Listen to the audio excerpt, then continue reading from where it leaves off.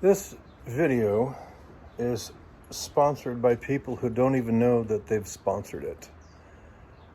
Gotta give a shout out to my friend Chuck Nielsen.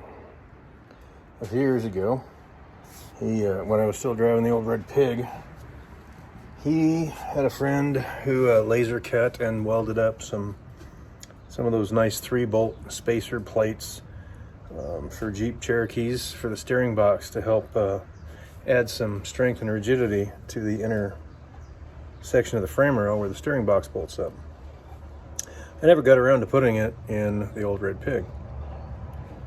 I had boxed in the outside and plated the outside of the frame rails both sides, and the bumper tied everything in. It was pretty stout, but I never did put that good spacer in, and I tore it, the frame, internally as a result of not having that. I fixed that, and ironically, at the time when I fixed that, I couldn't find the shim slash laser cut spacer support plate that Chuck Nielsen gave me for like 3 or 4 days, and then not even looking for it after I made the repair and made do, I found it. So I held on to it. Came from a good friend. It is in 2.0. Crapbox 2.0. It is down here. You'll be able to see it. If you look down there, you'll see that little thin plate. That is the spacer, Chuck, just so you know. So, what the heck, son of a jig after jig after jig. It's almost like we work on Jeeps up in here.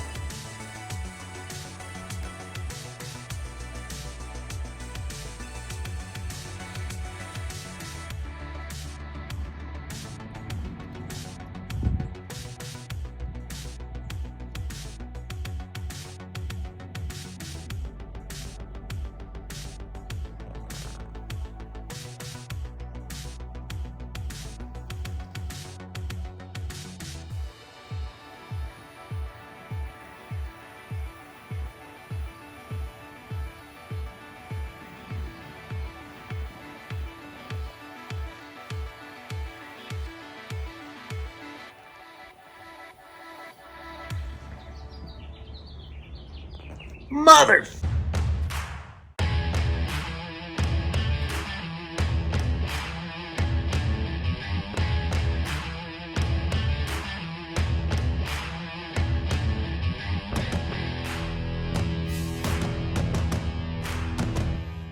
So it's been a minute since I made a video. I keep recording some stuff kind of half-assed on and off and just never getting around to it. It just sucks. Every time I turn around, it's like, well, this is kind of cool. This isn't that big a deal. This is boring. And life's had me like all over the board lately. Much of which has been Crapbox 2.0. She's coming along. I took her out the other night. She's still a 2-wheel drive. I'll get to that in a minute. Took her out the other night and put some miles and time on her, get her to complete all the monitors and learn a little bit for the first time of any consequence, any serious time and miles since I got it together.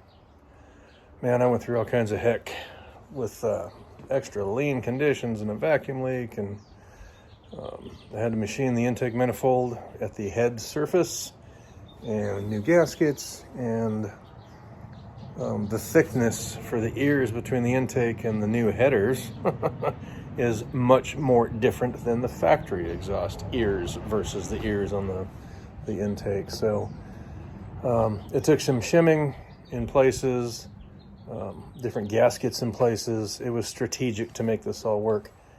It's a 2001 Jeep Cherokee. It was a 2-wheel drive.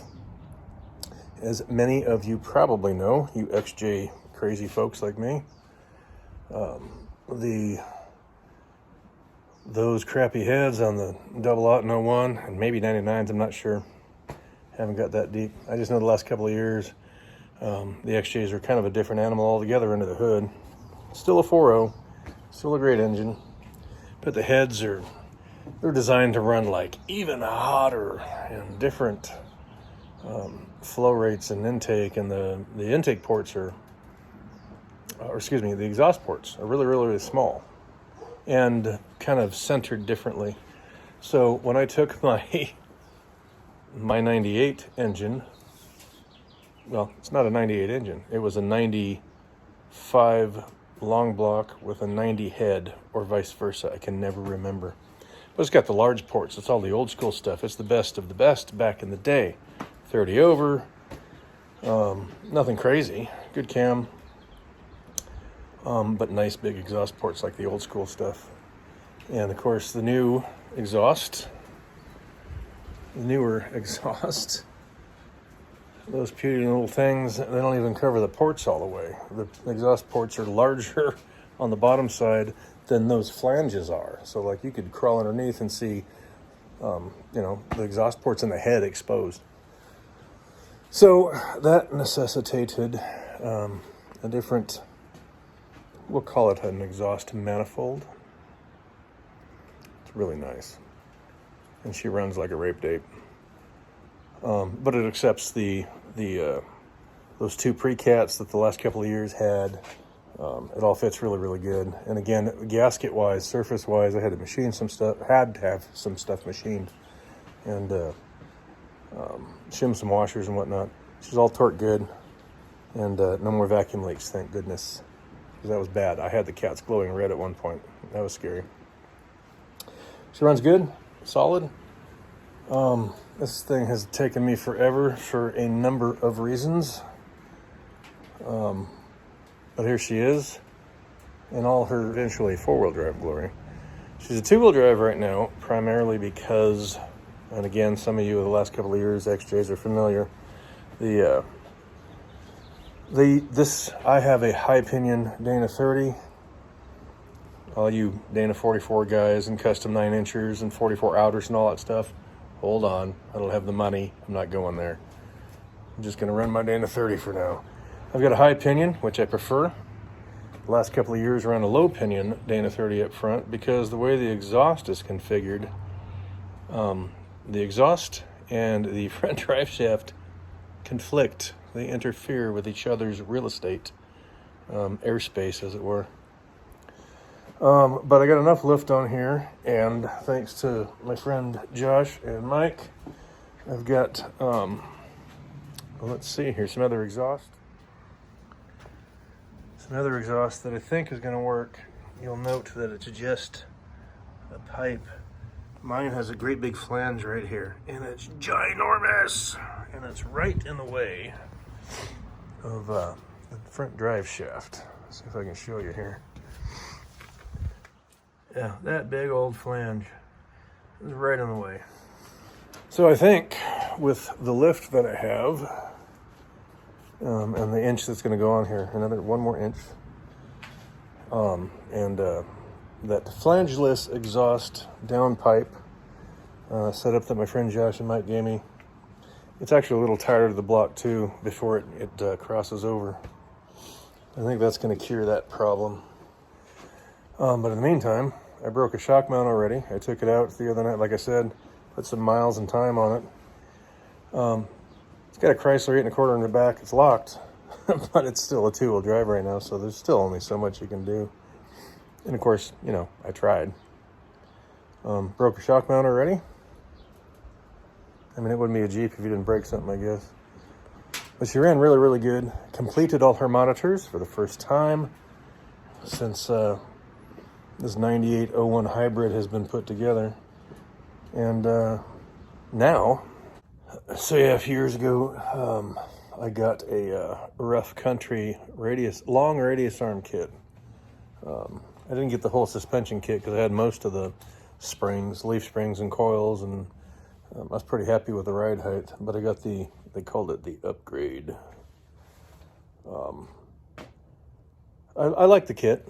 A lot of people talk crap about rough country, and then they talk crap about Rocky Road, and then they talk crap about Rancho, and they talk crap about Rubicon Express, and they talk crap about everything. Most of it's the same crap. The same DOM, same 1/4-inch wall, same tubing, whatever. Anyway, the one thing I like the price and I like the quality. It's well made. I don't like the cross member because it gets in the way of everything I need to do. Eventually we're going 6.5. I'm at like 5.5 with what I have, but it's got the long radius arms, the cross member, but the cross member is all one piece and it's in the way of some things. And I have a first to third shift problem where the solenoids are not working right and they're skipping second gear all of a sudden. I need to drop the pan, service it, change the solenoids, but I'll show you what my problem is. Here's the kit. Excuse the yellow paint. I was marking things because I'm going to modify it. And of course, let's see if I can show you here. It's in the way of draining the transmission and servicing the transmission, which I anticipated. I should have done something about this while I was out of the vehicle. But I'm going to modify the cross section here. It's going to get whacked in a couple of places, and the center section come out, and I'm going to flange it, and so I can leave the arms in place, remove the center section, service the transmission, take the transcendent out if I had to without pulling the engine, and just bolt it all back together. There you have it. This video is sponsored by Chuck Nielsen and whoever his friend was that did the laser cutting and welding for that thing. It fit perfect. It's plenty stout. It's beefy and it fit perfect, so I appreciate that. On this one, I put that in and I haven't plated the outside of the frame rails yet, or the want-to-be frame rails as it were. So, but I will soon. We'll get to that. Anyway, shout out to Chuck. Thank you, brother. You know, just know, much love, man. Thank you. And to Chris, Mr. McBean. Oops, I'm sorry. See, this was my last package from my sticker dude. And I had a whole bunch in there. And they seemed like they were gonna last forever and ever and ever. And these are the 32-inch wide, 2.5-inch tall things I was thinking would be ideal for you. That's my most common size. So I was like, oh, I'm so excited. Look what I have for Chris. Here it comes. Wait, where's the, let me show you what happened. This happened. I thought I had more than I had, and I put the passenger side on without flaw. It went perfect and straight. And on this driver's side, part of it went awry. So I ended up cutting the next sticker I had up to make it work. And I used yours. Don't worry, I'm gonna make more. I'll have more made. They're coming. I'm gonna send you a little consolation prize in the meantime. Just tell your friends, High and Low DRC, we're the bomb, we're all over the place. Even if the founder is like a little sticker hog. It's okay, sorry. I got you. I got you. Well, now I gotta hit up crispy bacon. All right, time to get on it.